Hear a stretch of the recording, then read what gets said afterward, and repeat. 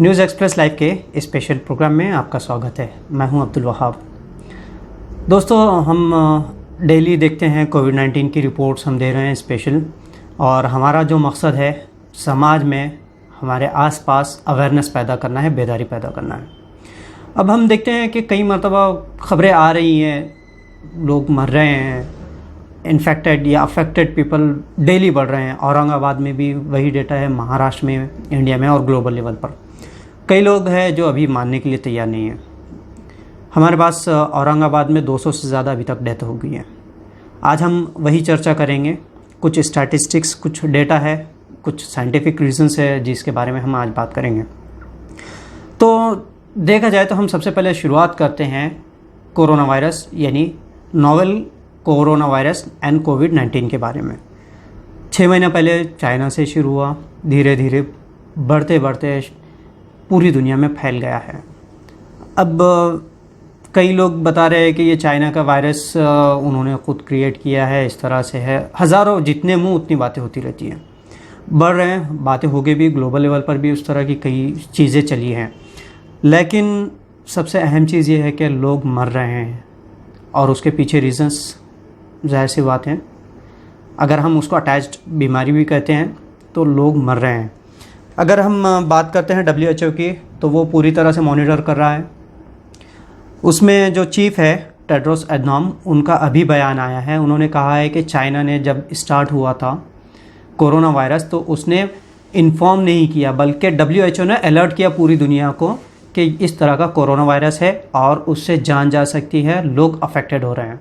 अब इसमें क्या पॉलिटिक्स है ग्लोबल लेवल की, क्या नहीं है, ये वो बेहतर जानते हैं। लेकिन हम अगर डेटा की बात करते हैं लोकल से ग्लोबल तक, तो बात साफ है कि हमें बहुत ज़्यादा एहतियात की ज़रूरत है। अपने 6 महीने जब से कोरोना का चल रहा है, हमारे पास लगभग 4 महीने हो गए और इंडिया में लॉकडाउन को एक्सटेंड किया गया 3-4 मरतबा। अपनी तकरीर में टेड्रोस एडनॉम ने अभी चंद दिन पहले कहा था कि बदतरीन मरहला आने वाला है, यानी अभी भी जो सिचुएशन है वो कंफर्म नहीं है, बल्कि इससे ज़्यादा डेंजरस सिचुएशन हमारे पास आ सकती है। उन्होंने अलर्ट किया है। दूसरी चीज़ उन्होंने ये भी बताई कि इंसानियत ने अच्छे दिन भी देखे और बुरे दिन भी हमें मालूम पड़ गए हैं इतने दरमियान में। तब अच्छे दिन तो हम कह नहीं सकते हैं, इसलिए कि कंटिन्यूस आंकड़ा बढ़ रहा है, डेथ भी बढ़ रही है।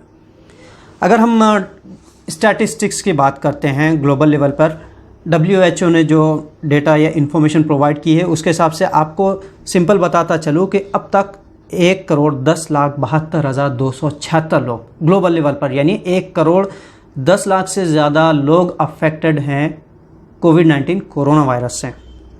5,25,119 अब तक डेथ हुई है। सबसे ज़्यादा जो डेथ हुई है वो USA में है, वहाँ पर 1,29,432 लोगों की अब तक डेथ हो चुकी है और 27,93,435 लोग अभी तक वहाँ पर अफेक्टेड पाए गए हैं कोविड-19 से। भारत वैसे देखा जाए तो चौथे नंबर पर है, दूसरे नंबर पर ब्राज़ील और थर्ड पे रशिया है। भारत में हमारे पास आज यानी 4 जुलाई को 6,66,941 पेशेंट अभी तक पॉजिटिव पाए गए हैं और जो रेट है हमारे पास डेथ का इंडिया में 18,655 है।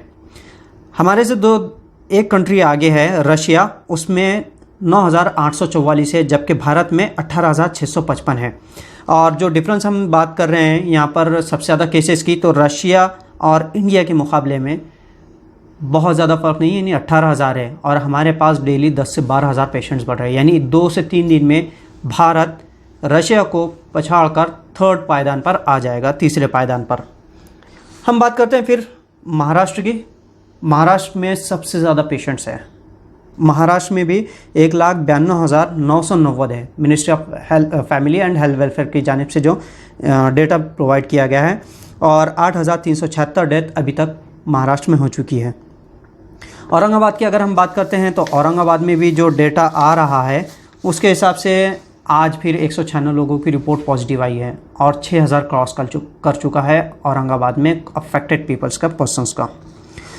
अब यहाँ पर ये तो बात होगी डेटा की, होगी बहुत से लोग यानी पब्लिक में आम जो नुक्कड़ पर बैठे लोग हैं वो अभी भी यही डिस्कस कर रहे हैं कि ये सब एक साजिश है, कई लोग बता रहे हैं कि इंजेक्शन दे के मारा जा रहा है। तो आपको बता दूं कि इसमें कोई हकीकत नहीं है। लाइन ऑफ ट्रीटमेंट क्या है WHO का, उस हिसाब से हम अगर साइंटिफिक वगैरह रीजंस वगैरह निकालते हैं तो बहुत ज़्यादा अपवाद मिलेंगे। लेकिन अभी भी हमारे पास यानी औरंगाबाद में भी 6460 अफेक्टेड पर्सनस है औरंगाबाद में। अगर हम डेथ रेशो की बात करते हैं, यानी जितने लोग एडमिटेड है उसमें से कितने लोगों की डेथ हो रही है, तो ग्लोबल लेवल पर 1.10 है। यानी अगर 100 लोगों को एडमिट करते हैं तो उसमें से 1.10 लोगों की डेथ होती है। यानी सब एक हम सपोज़ कर लेते हैं कि 100 लोगों को अगर कोरोना हो रहा था उसमें से एक आदमी की डेथ हो रही है। अमेरिका में ये बढ़कर 4.63 डेथ रेशो है, यानी 100 में से 4.63 लोगों की डेथ हो रही है। इंडिया में 2.87 है, यानी US के मुकाबले हमारे पास बहुत अच्छे रिकवरी रेट ज़्यादा है। महाराष्ट्र की बात करते हैं तो फिर वो लगभग अमेरिका के कंपैरिजन में है कि महाराष्ट्र में 4.34 है डेथ रेशो, यानी 100 में से 4.34% लोगों की डेथ हो रही है। और औरंगाबाद में महाराष्ट्र से ज़्यादा है, यानी 4.44% लोगों का डेथ रेशो है। जितने लोग यहाँ पर एडमिट हो रहे हैं 100 में से लगभग 4.5 यानी 4 लोग की डेथ हो रही है औरंगाबाद में। अब हम बात करेंगे बदलाव की, कि लॉकडाउन तो हो गया, जाहिर सी बात है सबसे ज़्यादा जो असर पड़ा है वो इकोनॉमी पर पड़ा है। छोटे मोटे जो कारोबार थे वो लोग तकरीबन समाप्त हो चुके हैं हेल्थ केयर सेक्टर में, और एसेंशियल सेक्टर की ही सबसे ज़्यादा फ़िलहाल डिमांड है। अब हम में क्या बदलाव होगा तो उस बारे में अगर बात करते हैं तो सबसे अहम चीज़ ये है कि ग्लोबल लेवल पर जो सीमाएं हैं हर देश की, तो वो सिमट कर रह गई है। इंटरनेशनल फ़्लाइट्स देख लीजिए आप, इंपोर्ट एक्सपोर्ट्स देख लीजिए, तो हर तरफ से हम सिमट कर रह गए। तो इसके इम्पैक्ट हमको आज देखने को नहीं मिलेंगे, बल्कि साल 2 साल बल्कि अगले 50 सालों तक इसका असर मिलेगा। इसके बाद अब ये जो संकट आया है कोरोना वायरस का, तो ये एक तरह से अगर हम उसको पॉजिटिव वे में देखें तो एक अवसर जिसे कह सकते हैं, अपॉर्चुनिटी कह सकते हैं। लेकिन हम उसको पॉजिटिव वे में लेते हैं तो अपॉर्चुनिटी इस सेंस में कि हमारे पास जो टेक्नोलॉजी है, हमारा पास जो लाइफ स्टाइल है, उसको हम पॉजिटिव वे में टर्न आउट करते हैं। जैसे टेक्नोलॉजी है, डिजिटल टेक्नोलॉजी है, उसको अगर हम करते हैं तो हम किसी भी तरह से, जैसे अगर हम बैंकिंग सिस्टम को देखते हैं तो वो पूरी तरह से डिजिटल हो चुका है, खाने वगैरह के बारे में बात करते हैं तो वो डिजिटल हो चुका है। तो ऐसे अलग अलग यहाँ पर वो होगा। एक और चीज़ जिस तरफ आइडेंटिफाई किया गया है वो है राजनीति का जो ध्रुवीकरण है, यानी जो पोलराइजेशन होता है वो धर्म की राजनीति में फ़र्क आएगा, यानी कम होगा। जाहिर सी बात है लोग डेथ वगैरह हो रहा है तो हेल्थ केयर सेक्टर में बात करते हैं। हम औरंगाबाद की बहुत दूर जाने की ज़रूरत नहीं, औरंगाबाद की बात करते हैं। औरंगाबाद में एक स्टैचू बनाने के लिए लगभग कई करोड़ रुपए का बजट पास किया गया। अब एक यहाँ के पॉलिटिशियन है, वो बता रहे थे, पहले उनका कंटिन्यूस पिछले 4-5 सालों से डिमांड थी कि यहाँ पर हमको स्टैचू नहीं चाहिए बल्कि हॉस्पिटल्स चाहिए, और उन्होंने इस तरह का प्रस्ताव भी गवर्नमेंट को दिया था। अब जब लोग सोचेंगे इस बारे में कि हमको वाकई स्टैचू की ज़रूरत है या बेड वाले या ICU वाले हॉस्पिटल्स की, तो जाहिर सी बात है लोगों की प्रेफरेंसेस यहाँ पर चेंज होगी।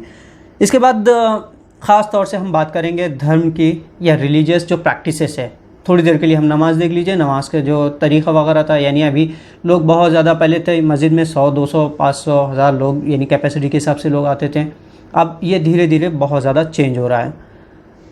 उसके बाद मंदिर वगैरह में ले लीजिए, चर्च का देख लीजिए, गुरुद्वारे का ले लीजिए, तो तरीक़ों में हमारे पास यहाँ पर बहुत ज़्यादा बदलाव आए हैं और इसके अलावा आने वाले हैं।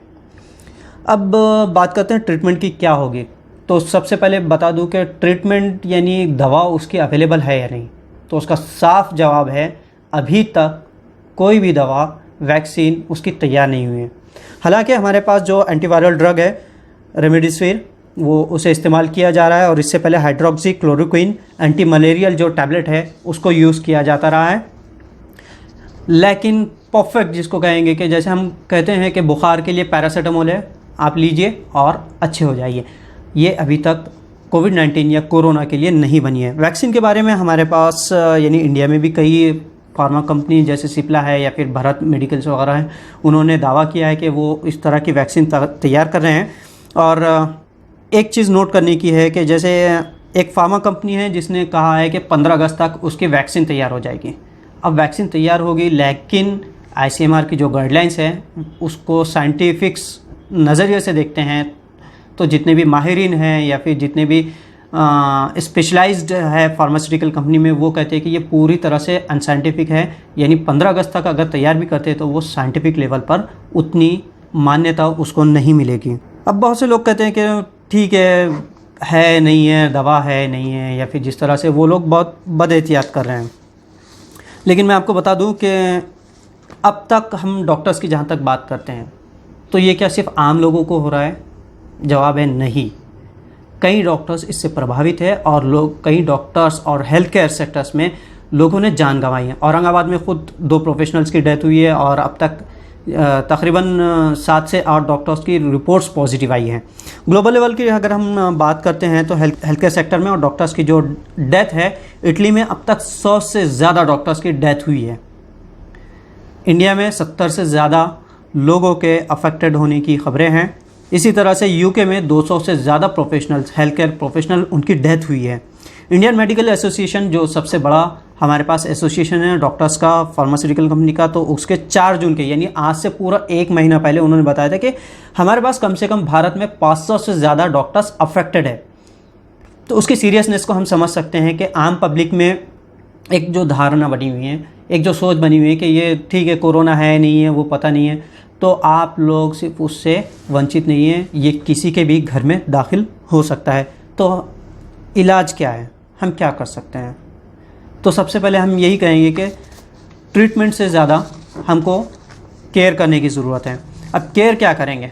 गवर्नमेंट ने लॉकडाउन किया, हमने देखा डेटा यानी 500,000 के लगभग था, लेकिन अनलॉक किया, उसके बाद से डेली पेशेंट्स बढ़ रहे हैं। औरंगाबाद की खुद हम बात करते हैं तो 200 से ज़्यादा हमारे पास पेशेंट्स यहाँ पर बढ़ रहे हैं।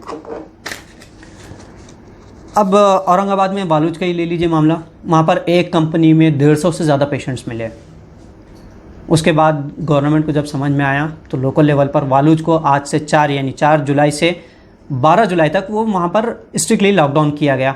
खुद औरंगाबाद में 200 से ज़्यादा डेली जब पेशेंट्स बढ़ रहे थे तो हमारे पास MPs MLAs ने यहाँ पर प्रेशराइज़ किया एडमिनिस्ट्रेशन को। एडमिनिस्ट्रेशन ने कहा कि हम थोड़ा 2-4 दिन देखेंगे, बल्कि एक न्यूज़पेपर ने ये भी बता दिया कि 10 से 19 तारीख तक लॉकडाउन होगा। अब कितनी सच्चाई है इस जानने के लिए न्यूज़ एक्सप्रेस लाइव ने डिविजनल कमिश्नर और डिस्ट्रिक्ट कलेक्टर को उस बारे में इंफॉर्मेशन उनसे पूछे अभी, लेकिन उनकी तरफ से कोई जवाब नहीं आया।